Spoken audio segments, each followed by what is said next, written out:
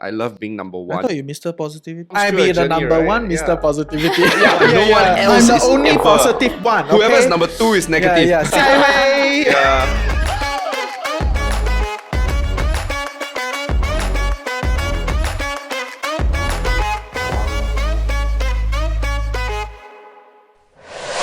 Okay, welcome back to YS and Shine, our Monday segment. I really love this segment, because I'm very sian of talking about personal finance all the time. So yeah, my name is Reggie, aka your chief financial coconut, and we have in the house. Hi, my name is Eric, Mr. Positivity. And I'm Dawn, Budget Babe.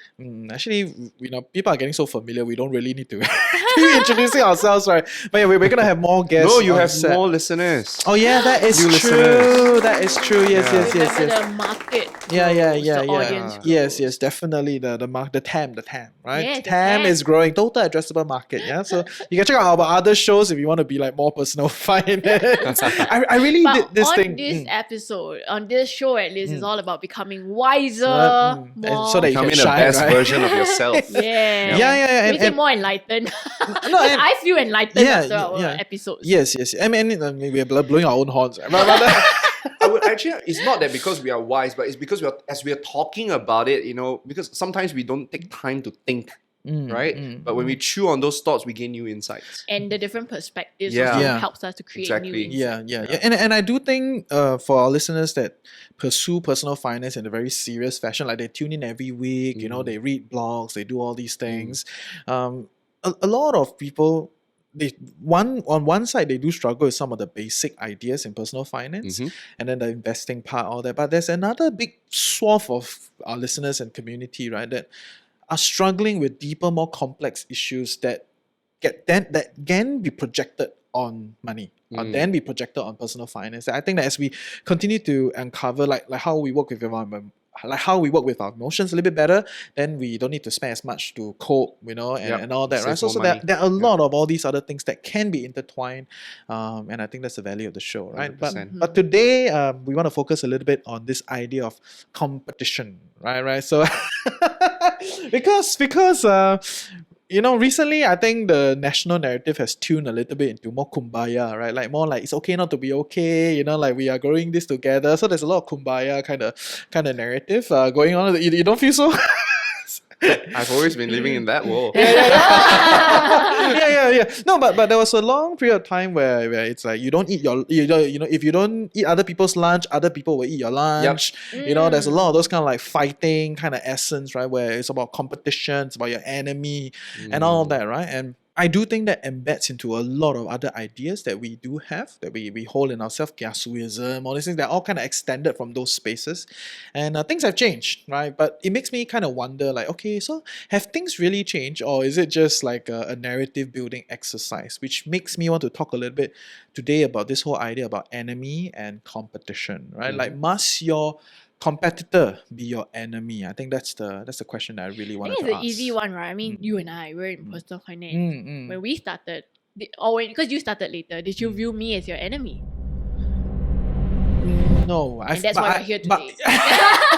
No. But I think when I first started, I didn't really bother about who is out there. I was just doing my own thing, And it was as I developed and people started comparing.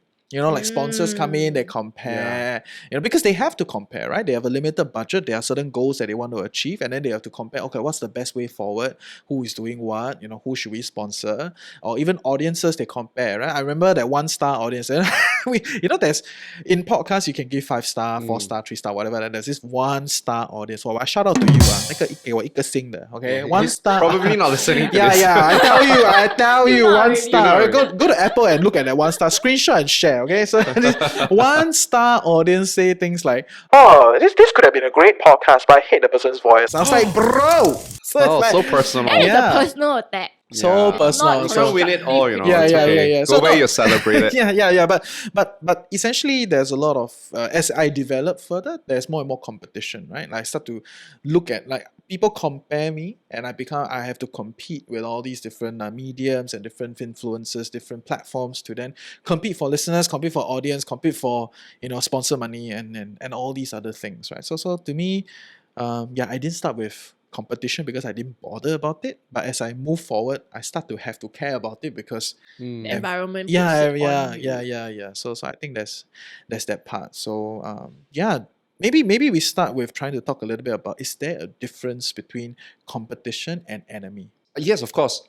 Competition is very neutral, it's very factual. Enemy is a lot more emotional. So let me explain. Like, I mean, in a classroom of 40, right, everyone is your competitor, right? Because you're being graded against all of your friends. A bell curve. There's someone going to be number 1, number 2, number 3. So they are your competition. When you go for a job interview, you're going to compete with 3 other candidates or 5 other candidates. But when we start to hate on that person, or we start to feel negative emotions towards the person, then that person has a new label now. It becomes your enemy, and it also implies that the person is here to hurt you, to destroy you, to harm you. So when you start to have that kind of narrative, then naturally you start to label your competitor as an enemy. But it fundamentally means that both your competitor and your enemy actually share the same incentive structure against you. The only divergence, the only difference is that you add a layer on top that this person is bad. This person evil, this person is wrong, or this organization, or this thing. But if you remove that layer at the top, that means all this coloring, right, on the person, then right? it's just your competitor. Yeah, then they're a competitor, which means that there is incentive, friction or divergence that exists fundamentally in all competition, whether you name them as an enemy or not. Is that kind of how I see it? Is that how you guys see it? Or at least for me, I see it as it's a label. Right, that competition is very natural. If there is scarce resource, we're all going to be competing, right? But enemy is in another layer where this guy is going to hurt you, going to harm you, or you have some negative emotions towards it. Because to me, I'm a very competitive person. I love being number 1. I thought you Mr. Positivity. Well, everybody comes I through be a the journey, number right? 1 Mr. Yeah. Positivity. No one else I'm is the only ever. positive one. Whoever is okay? number 2 is negative. Yeah. So I'm very naturally competitive, and I would like sometimes, especially if I lose out, then I'll feel very negative, right, towards that person, and that's why I'll naturally use the word, he's my enemy, he's my number 1 enemy. But I've came to realize that competition is not a bad thing. Competition, makes sure that you don't sit on your laurels. Competition pays you. Right, so what it does it becomes mean? a good Competition thing for me. pays you. It paces you. You've got someone to pace with, right? Because you look at what your competitors are doing and you go like, wow, you know what? I better step up my game because my competitors are working a lot harder than me, and it pushes me forward. So that's my perspective. Another thing I also feel is that if you ever hate on your enemy, on your competition, then you get your emotions get in the way. You cannot see things clearly because your competitors don't always remain as competitors. They can one day be your collaborators. Yeah. Let me raise a question. Yeah. Can you guys name an enemy of yours? Enemy, Because I fundamentally don't believe that anybody is good or evil, that everybody is maximizing their own interest. I have a lot of competitors. But do you have an enemy? I When I was really- younger, I used the word enemy a lot. He's my number 1 Oh, enemy. yeah. He's my number 2 But enemy. now you struggle, right? I Yeah, the don't same thing. And use I that think word that anymore. shows it because we're at this stage of life where we realize that labeling someone as an enemy also makes us weaker. Yeah. Because we're admitting that they have the power to inflict pain or harm on us. But if we take back that control, they're just a competitor. You're not an enemy. I think I probably have a lot of enemies, especially because of how I'm very straightforward on the internet. But I don't see anyone as my enemies. Whether I'm their enemy, it's them, you see? It's not mutual. Okay. So when you make someone your enemy, if it's not two ways, aren't you the one who's exhausted? That 1-star review, he's the one who's tired, right? Yeah, Not you. It doesn't really get on you much. It's something for that moment. You're like, 1 star? Why is this happening? And you look at the feedback, you're like, he hates my voice. Cool, I can't change anything about my voice. And you move on. But he probably keeps thinking of it, especially if he thinks that you're his enemy. Maybe. I'm not sure. I'm not sure that he or she or it thinks about it, But it did get to me for a period of time, and I started to question a little bit. But all that is kind of a process, right? Process to kind of process some of these ideas. Eventually, I got to a better viewpoint. Exactly. Right? And when we recognize that, it's tiring to label people as enemies, just look at them as competitors. That's where the next stage comes in, right? Because like what you said, Eric, your competitor can then One be day, your yeah. collaborator. Yeah, But if you view them as your enemy, you will never be able to to see that. Exactly. I mean, case in point, romance of three kingdom, isn't that the whole idea, right? That there's always three-legged stool, and whoever that's the strongest, that's our enemy. Then the other two become collaborators. But when one becomes stronger, then the power shifts. Yeah. Exactly. Because Or like if- maybe the world now, they see Putin as their enemy, so no one's really collaborating with him. But what if they could see a different point Because of if view? you see, compete implies me against you. Exactly. But if I stop seeing the world as they are all my competitors, but we are collaborators, or one day we can be collaborators, we might actually see new ways, new synergies, new ways of working together. Yeah, but the whole enemy thing perfumes mainstream narrative. Mm. Good versus bad, right versus wrong, left Hero versus versus right, hero, villain. villain, Putin, Biden, No, it's Xi. because it's easier. Yeah, exactly. It's convenient. Exactly, and that's the part Right, that so you I- don't have to yeah. question our values and our culture. Yeah, Don't need- yeah. Because once you remove a moral view on these things, then it becomes a very complicated discussion. What are your goals? What are my goals? What's your Exactly. incentive? Where you come from? What resources I have? What you have? Also tiring. know? It's just easier to label Yeah, the lah, person as evil, your enemy. bad, Yeah. enemy. You know, I mean, think about it, nemesis. right? Like your parents, I remember back then my parents is, your Bao Xing, Bao Xing doing better than you, Not Shout too out to better than Bao him, Xing. right? Shout out to Bao Xing. Okay, we're not friends anymore. But so I noticed that my mom will kind of make it antagonistic to kind of make me have that fire and drive to almost beat my enemy, So I guess that's how probably the higher powers like to use, like that. Yes. If you think about it, there's this movie called Wag the Dog. Damn beautiful movie. So it basically talks about I might get the title wrong. We will change it if we need to. But this is the context. Yeah, this president was going for his re-elections and then got found cheating with his secretary. Kind of remember someone else, right? And so he realized his public ratings was dropping. So he decided, what should I do? So a PR agency said, oh, very easy. Let's create an enemy. Let's create a bad guy. Let's create terrorism. How do we do it? Okay, let's hire a film director to do it. So they create a whole entire scene and they make the entire world believe that there was a war being fought in that country and that he positioned himself as a hero. And you see, the thing is that if you can't unite people, just create a common enemy and you automatically unite people. So it's a very good way to control people when I have an enemy. Because if your attention is on that bad guy, then I automatically become your good guy. That's why we say, if you want to be friends together, just throw stones at your enemies. So I felt that word is a very, very powerful tool that can be used for control, power, and leadership. Yes. And I think that's a great highlight to recognize that narrative building in itself is a weapon, right? Like if you subscribe to a certain narrative and the narrative is trying to anchor at something or attack someone, then it rallies and that in itself is a weapon. That in itself is an act of war. Yeah. Trying to build narratives of enemies and all that, right? So, but day to day, it's a bit tiring, right? To keep holding on to those things, right? Yeah. But the reality is, pushing aside the idea of an enemy, there is competition, right? The reality is we have a lot of competitors around us, right? And I wanted to kind of double down and highlight on the discussion of like your competitors can be your collaborators, right? So when does that dynamics change, right? Because in my worldview, competitors means your incentives are not aligned, right? You're disjointed and you are all fighting over something similar, right? And you're disjointed. But how do you then change from a competitor to become a collaborator? When there's a mutual benefit. That means when me and you combine together, we become a lot stronger.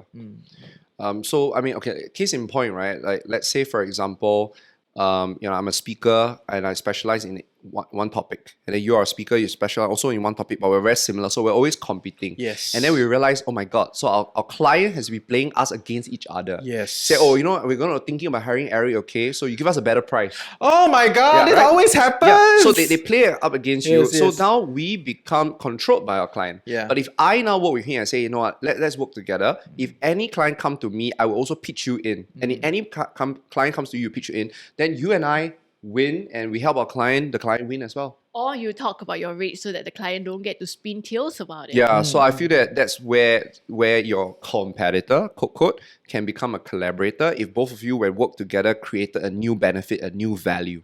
I think also we need to recognize that there are certain points, certain circumstances where resources are finite. Yeah. Like a job or that first prize in a book competition. Yeah. Right? Yeah. But other aspects, there may be infinite rewards for everyone. And it's still fine, even if it's a finite reward, right?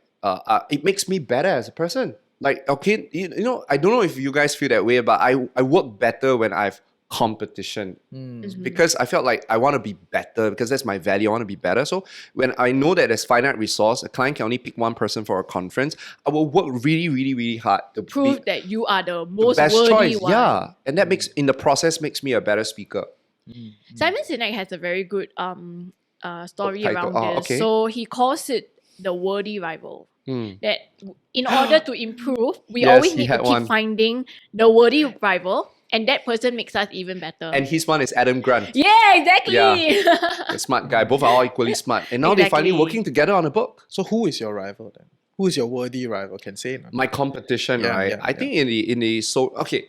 So I said I won't want to use the word rival. Okay, yeah, Because yeah, Worthy rival has some still have level of some enemy. negative Yes. How about competition. your biggest competitor? Your worthy So competitor. I would say that because I specialize in the insurance tech space, right? So anybody else who is also teaching about social media would be a competitor to me as well, which is also why I learned something that you don't have to fight to be better. You just got to fight to be different.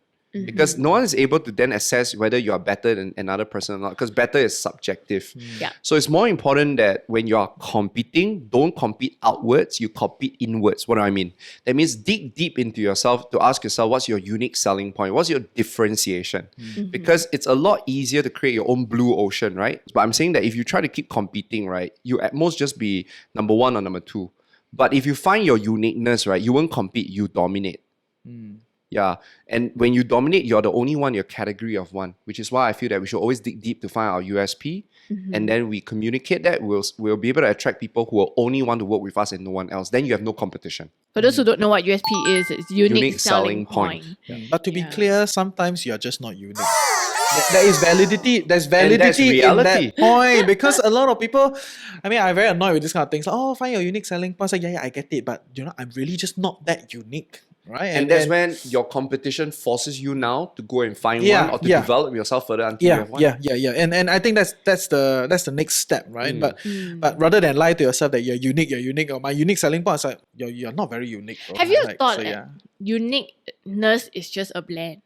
It's just a what? A blend. Okay. And everyone has different blends. It's like, Yeah. 60% courage, 20% Yes, this. yes, and your yes. percentages are always different because of who you innately are. Yes. Yep. And that's what makes you unique. So it's not that you're not unique. It's just that you don't recognize your blend is unique Because you enough don't look yet. inwards. You keep looking outwards and try to outdo your Yeah. competition. But you Correct. forgot that if you look inwards, you might be able to find your own space. Exactly. No, but if you believe in normal distribution, then you recognize that at any one point in time there is a bulk of people that are not unique. so that's why it's the conformed. scarcity versus Yeah. abundance Abundance mindset. mindset. Yeah. So no, as in to me, right, the whole abundance kind of mindset thing, I get it. I understand what it's trying to say, but to me, from a base idea, okay, is that at some point in time there are a bulk of people that just stick the same position and they believe the same thing. That's why normal distribution exists, right? And when I look at it from that viewpoint, and I don't try to challenge these things because to me it is just the natural order of how it is. It's like how we can sit here and do all these talks, right, and do all this. We are all not normal. We're all very unique in our own. Because if you're normal, nobody wants to watch you. Because my listeners always tell me like, oh yeah, you're very different now. It's like, of course, if I'm the same as you, why you listen to me? Yep. Right? And the reality is at any one point there is a bulk view. There's a bulk idea, right? There are bulk things that mainstream. idea. So which is why I'm always looking for alternatives, right? So if you look at from a normal distribution view curve, in the middle is mainstream, right? On the side is alternative, right? Further out is xiao. Right, so ideas sit on a. But when you're xiao, that's where you have less competition, no? Yeah. So it depends what game you want to play. Yeah, exactly. So Some people seek safety in being normal. Yes. So That's it's not a right or wrong kind of situation, but just recognizing that at some point in time, there are commonalities, and if you fall within the commonalities, it's fine, right? But if you want to stand out, then you got to take a different position and kind of repackage yourself, right? And which is all the whole USP kind of. Hey, I hope you're enjoying Wise and Shine so far. I'm your host Reggie, aka your chief financial coconut, and for us to continue to do this show so that you become a tad bit wiser every week, you gotta like, share, subscribe, help us beat the algorithm. But even more importantly, if you can, comment in the comment section below. Let us know your thoughts and also some questions that you would love us to answer. Yeah, now back to the show. But I want to push a little bit on the whole like competition within the office kind of situation, right? So because I think sometimes you work in corporate, right? Then you have all these different teams that do the same thing, right? Maybe they got like one agency got like 5 design teams, or like 5 brand teams, right? Or you work in finance and then like everybody is pretty much doing the same thing, and they're all trying to push out similar ideas, or they're trying to push out. They all have similar incentive structures. They are measured in the same way, but they're pushing out differently, trying to be different, right? And in such a situation, it renders the game a finite game, right? Where there's only one winner. Yeah, Squid Game. Right. So there's only one person that's going to get promoted, right? Amongst the 5 leaders in the design firm, only one person is going to get promoted, which is why there's a very big tendency when amongst the 5 competitors, if someone pulls out and starts to align with another person, it's like, I don't want to fight, I just align with you. So I be your number 2. Suddenly our interest is aligned. Yeah. That's because how wars are fought. Yeah, because I'm not fighting anymore. I'm aligning myself with you, so you will not attack me. Now, but I become the enemy. I become the competitor of the other people, right? So I think that is a recognition of a change in incentive structure, where we are no longer competing. I have chosen my position to be the number 2 or the number 3 of this other person that I feel has a higher chance of winning, or this other team has a higher chance of winning, and then we just come together. And then in that case, you and I, we're no longer competitors. We come together, we collaborate. Our incentives change. Yeah. Any thoughts on that? I think the office is a natural finite game. Yes. Because you see the resources are allocated from the top. It's out of our control. You can only have one. Yeah, you only can have one senior director, right? And having 2 just doesn't make sense in terms of compensation and everything else as well. But therein lies the question, are you okay to be in that situation? Or do you want to go somewhere else where you can then be number 1 and take the director role for yourself? I think everyone's response will be different. Some people are content to not be number 1, so they're content to not engage in a competition, but merely be a good sidekick. Because they like the stability that their job gives them. They value the relationships, the people in that workplace, and they're worried if they go elsewhere, they will lose that. Or maybe because they've worked for so long at that company that they've accumulated so much, long-term benefits, and they don't want to say goodbye to that. Even if going to another place may give them a higher pay raise, but it may come with like stress and new people that they don't know whether they can click with. So if you're okay to not compete, then I think it's fine. And there's nothing wrong in being a sidekick or being part of the team. I think it all boils down to, would that make you happy, and are you okay to give certain things up? What do you gain in giving up something? And if you find that your gains outweigh what you have given up, then I think it's okay. So like Mr. Positivity, for example, if you are not number 1 Mr. Positivity, but you're number 2, but in exchange you actually made friends with whoever this imaginary new Mr. Number 1 is, and that Mr. Number 1 opens a lot of doors to you because he don't see you as number 2, he sees you as a worthy rival.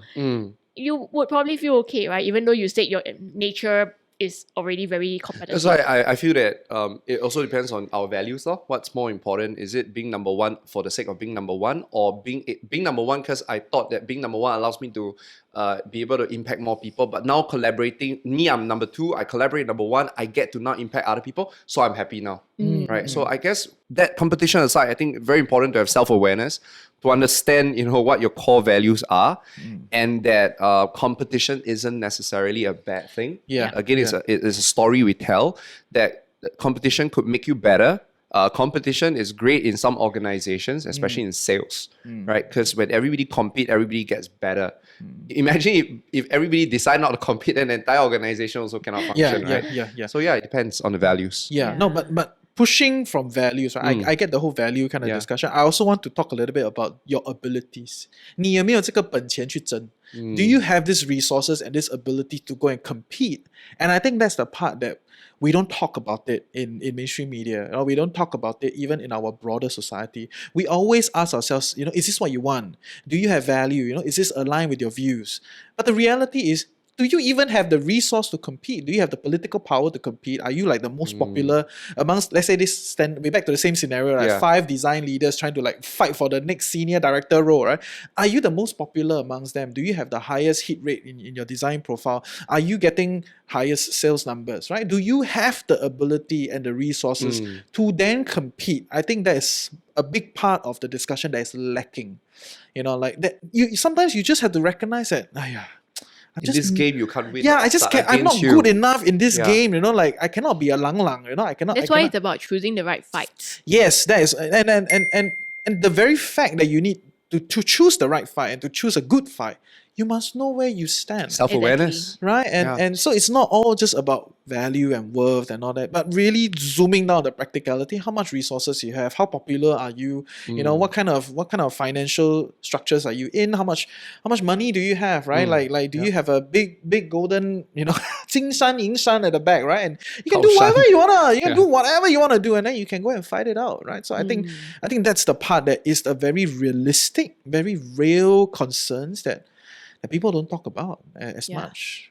Well, because they have to face the facts, right? And that's you gotta face that fact, right? That you just don't have enough what it takes. Yeah, you don't know what it takes to compete. And I can relate, actually, when I was young, I had a lot of childhood aspirations. But the one that gets told the most often is that I want to be a writer, right? Actually, I actually also wanted to be a dancer. I also wanted to be a singer. And I also wanted to be an actress. But what I realized was I'm not pretty enough to act. So screw it. There goes that dream. You need to be pretty to act? Back then, is it? It's a better advantage. Okay. Right? No, I think now it's still the case. It's a little bit better, but it's still the case. Yeah, that's a different discussion.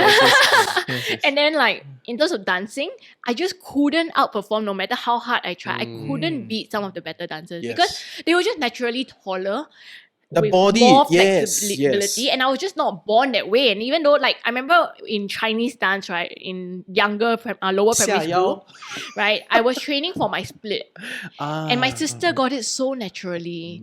My teacher was pressing down on my legs, and I still couldn't get it. I still cannot. I had to train actually.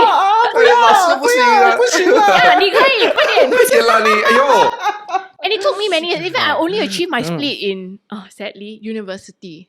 Oh no, but you never gave up. That's amazing. That's amazing. But I didn't do all the way also lah. So on our way, I finally got it. Right? That's how you say. Yeah, exactly. And then I wanted to sing, but one problem with me is I always get sore throat. I'm very prone to getting sore throat. Like and I never today. learned to today. Shout out, Dawn worked very hard for us. Yes, please. If you can't hear my voice, it's a little bit different because I have a little sore throat going on right now, but it's not COVID. Don't worry. So anyway, back to the story. I was always getting sore throat more frequently than all of my peers, and I realized even if I could go for singing classes and be a good singer, I just can't remove this fact that I'm always getting sore throat, and that will hinder my career. So I chose not to pick and not to go down these routes. I think all of us can have similar stories in our lives, right? Listeners, what was a childhood ambition that you loved and you really wanted to be, but why didn't you pursue that route? Maybe because we recognized that there was something that would inhibit us from achieving our fullest potential over there. And the reality is sometimes I'm just not good enough to fight this fight, right? And if I'm not good enough, then might as well I pick a side. Exactly. Right? Sometimes you're not pretty enough, not good looking enough, not tall enough. Okay. If I'm not good enough, I rather pick a side. Yes, I agree. If it's life and death and all. But I always think that it's always worth a fight. There's a saying, right? If you aim for the stars, if you miss the stars, you can at least hit the clouds. So even if, let's say, singing, right? I might not be very good at singing. I might not be very successful in today's world of singing. But if anybody come to me, I would first of all help the person acknowledge that he's not that good. Maybe he's only a 3 upon 10. But if he feels it's worth it to still compete because that competition forces him to, add another 3 more points. Because if he gives up, he's just going to remain as a 3 upon 10, right? Or he decided that, I'm not going to sing, I'm just going to play drums. And absolutely be a sidekick, like you said, that absolutely will not develop skills. So for me, I would say that no, if you really want to do it, then just give it a try. I think we also need to recognize that fighting a competition or even engaging in one, playing the game in the first place requires energy. And we all have finite. As long as he plays that game with open eyes, that it's going to be tough for you. You're not going to be as good as other people. but you will get better than what you are right now. And if you're okay with that growth and that progress, by all means, go do it, but do it with open eyes. If you ask me, I'll just be like, screw this. Choosing something where you can fight a better fight. And if winning is important to you, then choose somewhere where you can That's win. why the value part comes in. Like, is your value What are winning? your If your goals? value Yes. is winning, then of course you pick games that you can Yes, win, yes, where the yes. odds are stacked not against you, Yes, right? But yes. if growth is important to you, then who cares? I don't Yeah. mind being number 3, number 4, because by competing myself with number 1, I got better. That's why I self-awareness. also want to very add important. another thing. So, for some people, competition brings stress.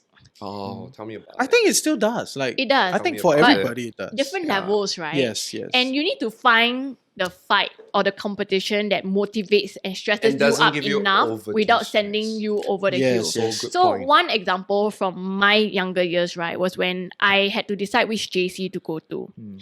For the record, I didn't even want to go to JC. Asian parents. Oh my God, I wanted to go to same, Polytechnic same, and yes. study mass comm right from the start. But my parents were like, no, you don't know what you're doing. Listen to us, go to okay. JC. Go JC, then can go uni. Go poly, cannot go uni. Okay, but anyway, so I had to choose which JC to go to.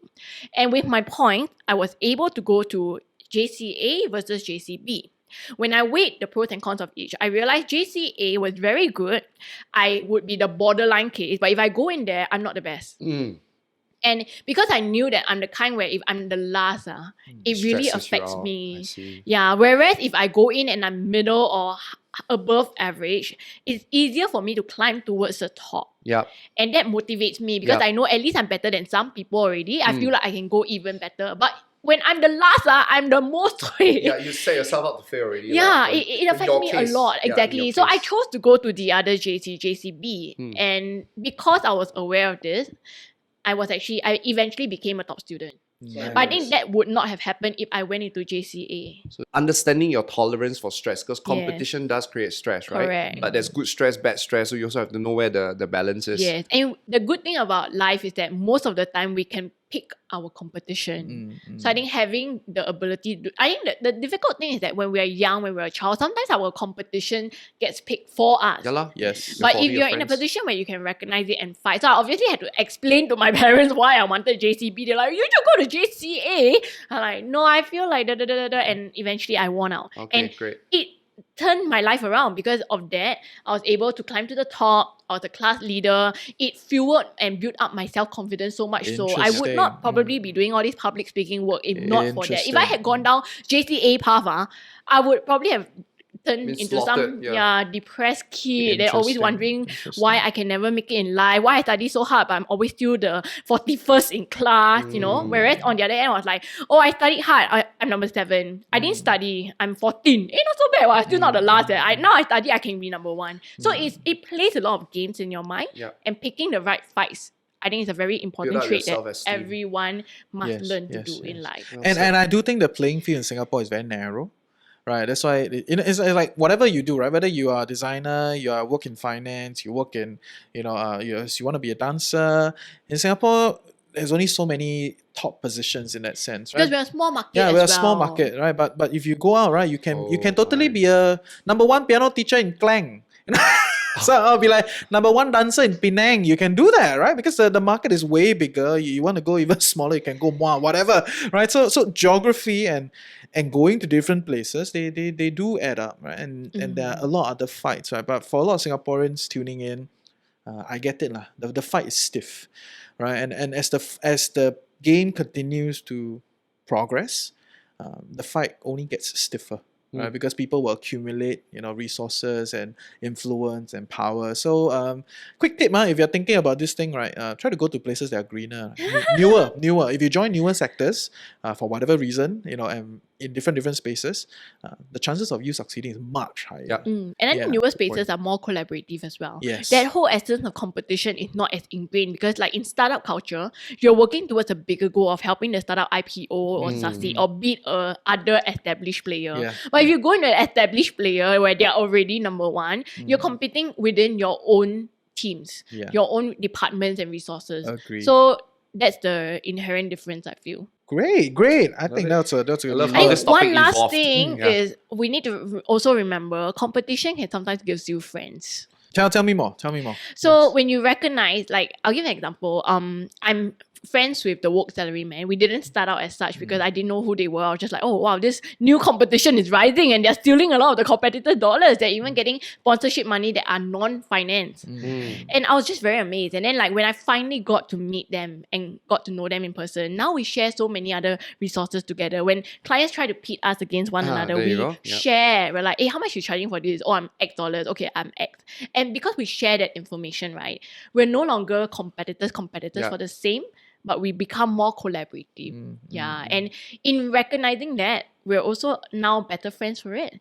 I'm great friends with also Dollars and Cents because we Timothy. recognize that we play Okay. in different verticals and we collaborate a lot. So we do like interviews, we do different projects, different events together because we recognize that we're not competitors. And because we all have, like sometimes when it, like what you say, when you have a common enemy, Yeah. you all become united. All united. Yeah. Yeah, and sometimes your best friends can be found when you have that. Yeah. Like I'm really good friends with my JC girlfriend because we had to fight the A-level competition, and we bonded through it. Nice. And in life, you become very close to certain friends or your spouse because you fight against a common evil or something, right? Be it, let's say, like people who have to go through illnesses, you fight that illness together with your caregiver and you become so strong together. And I think that's something that people always miss out on. They forget because when you think of competition, you often see yourself as you against everyone else. Yeah. But it can be you and people and some trusted aides against a larger force. So the moral of the story is to unionize, right? Oh we need to unionize, It's right? like we're now friends Yeah, because yeah. we're fighting against the common enemy or the common evil, common competition of being normal, boring, listening to whatever narrative you're being fed without questioning it, Yeah, and yeah. just going with whatever the news is reporting in a certain narrative without asking why is it such, what's the larger value, right? So we have something in common now, and competition can be that commonality. Yeah, great. Once again, unionize. So that's why I always go to networking events with all the influencers. And you charge 多少钱? 你要 raise, increase. So they all then we can all increase. Right. So we can talk about that off camera, right? But yeah, I think great episode today because I think it kind of discovered a little bit of the nuance between an enemy and a competitor, and Yes. how can you then kind of convert the competition dynamics into something more collaborative, right? And recognize that if you You're just not made for some competition. just move on, find another competition, right? If winning is Yeah, important. if to winning you. is important to you. Any other things you picked away from today's episode? No, I think if there's books that you guys might want to read to expand on this, right? There's two books, right? We all know this book by Sun Tzu, 兵法, Art of War, right? So a lot of times business are very competitive. They study a lot of the philosophies from Sun Tzu. But now there's this new school of thought, which is 正和下西洋, which is a very collaborative philosophy. So don't have to make wrong about competition or don't have to try to idolize and put collaboration on the pedestal. Ask yourself, what environment are you in? Will competing help you get what you want, or will collaborating help you get what you want? Yes. See that as tools rather than labeling it, because the minute you label, it's either 1 or 0. Yeah. Right? And when that happens, then either way, you win. Yeah. I believe also being friends with your competitor can often open up a lot more markets and opportunities for you because none of us are perfect. And we all have different strengths, right? It's only when we all come together and play on our strengths as a group that we open up more. But there's a disclaimer, there's a catch. They must share the same values. Because some Yeah. people in the front, they say, collaborate if you collaborate with Oh you, my but actually they're God. there to hurt you, you know what I mean? So as long as they have the same values, same goals, then I think we can work together. Otherwise, it's just a disguise. Don't let me start. That could be another 30 minutes. Reggie, right? So- Reggie must have some a lot. like that, right? Very annoyed Yeah. by those people, but yes. I mean, at the end, I don't want to judge people's morality. Everybody has their own viewpoint, their own moral structures, but there is a reality where we are not aligned. Yeah. Right. And if we're not aligned, then we can either compete or we can just distance ourselves. I think that's kind Fair of point. where I am. Okay, good. So I think that's a great episode today. If you have any other horrifying questions about competition, you can put it in the comment section and then Or share with us your biggest horror stories when it comes to competitors. Or think about when was the last time you had an enemy, or can you identify anyone right And is now? the enemy your friend? Yeah. Or is your enemy yourself? Yeah. Oh, yeah. She's always yeah, making yeah. us think. Yeah. I mean, that's Dawn. that's why she's on the set, right? If she's not making us think, then why is she here? Right? So One clap for yeah, her. thank you for today. We'll see you all next week. Take care. Bye. Happy winning.